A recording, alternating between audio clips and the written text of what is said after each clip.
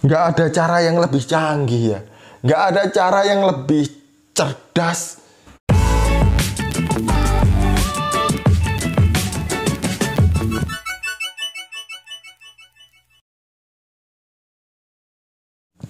Shalom saudaraku, salam damai sejahtera di dalam kasih Kristus. Berjumpa lagi dengan saya, Didi Jeli. Kita akan belajar berapologetika bersama-sama di channel ini.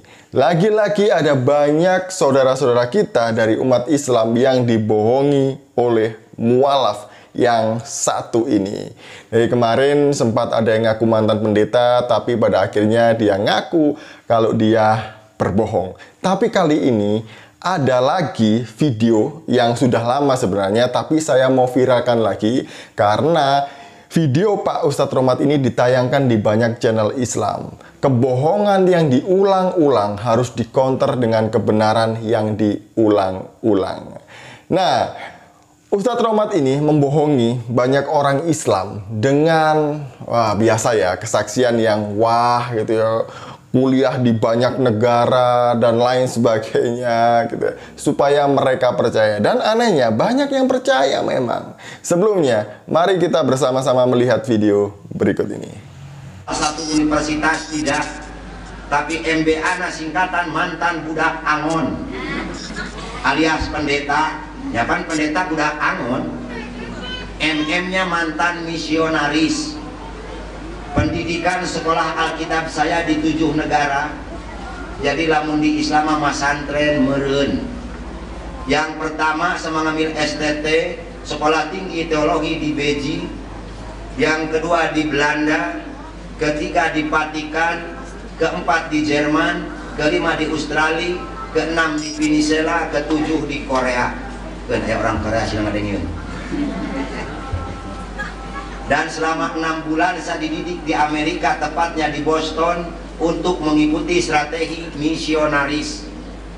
Sepulang dari Amerika kembali ke Indonesia, bergabung dengan Dewan Gereja Indonesia dengan tugas untuk menghancurkan Islam atau untuk mengkristenisasikan Indonesia. Kenapa ini bisa terjadi? Sedangkan kita diciptakan oleh Allah dengan berjuta-juta sel yang ada di otak kita, tapi bisa terbunuh oleh Yahudi dan Nasrani. Dulu tugas saya untuk menghancurkan orang Islam, yang pertama dengan makanan yang dimakan oleh ibu dan bapak harus mengandung minyak babi. Iya sing waspada. Karena orang Yahudi dan Nasrani mempunyai dogma tersendiri di dalam Alkitab. Harus cerdik bagaikan merpati, licin bagaikan ular. Oke, kita kembali ke Ustadz Romat yang luar biasa tadi itu ya. Luar biasa bohongnya. Saya nanti dibilang kejang-kejang, kepanasan, ada pendeta yang masuk Islam gitu. Saya kasih tahu ya, nggak ada pendeta macam Ustadz Romat yang ngibulnya kayak gini tuh, nggak ada. Kalaupun ada orang yang lulusan 7 negara, pasti sudah menjadi pendeta besar di Indonesia. Nyatanya tidak ada satu orang pun yang kenal dengan orang ini. Tidak ada namanya tercatat di dalam gereja denominasi apa. Tidak ada. Tapi ya anehnya, kenapa orang-orang pembohong, pembual macam begini itu dipercaya? Dan banyak yang percaya. Saya itu kasihan terkadang ya dengan orang-orang yang percaya macam-macam orang begini. Dia kuliah di 7 negara. Yang pertama katanya Beijing. Beijing, saya ragu di sana ada sekolah teologi ya, karena mengingat negara ini adalah negara komunis. Meskipun ada orang Kristen yang sekarang sudah boleh beribadah di sana, saya ya ragu di sana ada sekolah teologi ya. Dan di sana pasti nggak pakai bahasa Inggris. Pasti bapak ini bisa bahasa China. Bahasa China itu apa sih? Mandarin atau apa ya?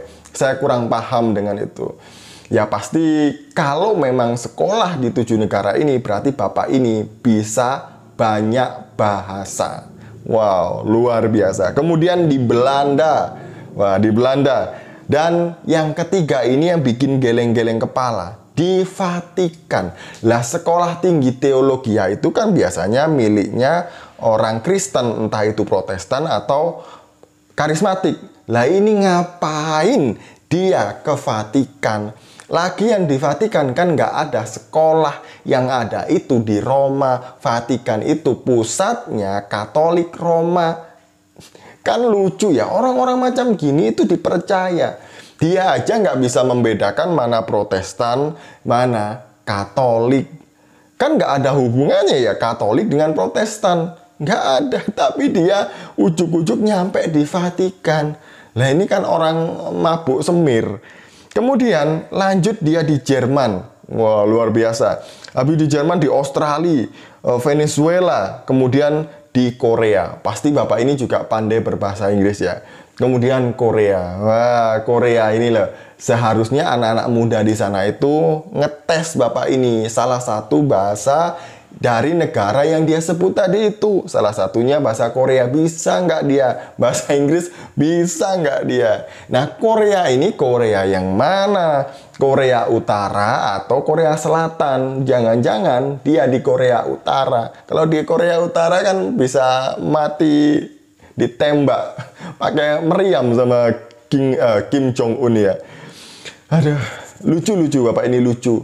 Kok bisa-bisanya dia membohongi umat muslim dengan ngomong kalau dia itu kuliah di 7 negara, kemudian pulang bergabung, sebelum pulang bergabung dengan DGI, dia dibentuk 6 bulan di Boston untuk mengikuti strategi misionaris. Apa nggak cukup kuliah di 7 negara sebagai misionaris, kok harus ke Boston lagi 6 bulan untuk belajar strategi misionaris.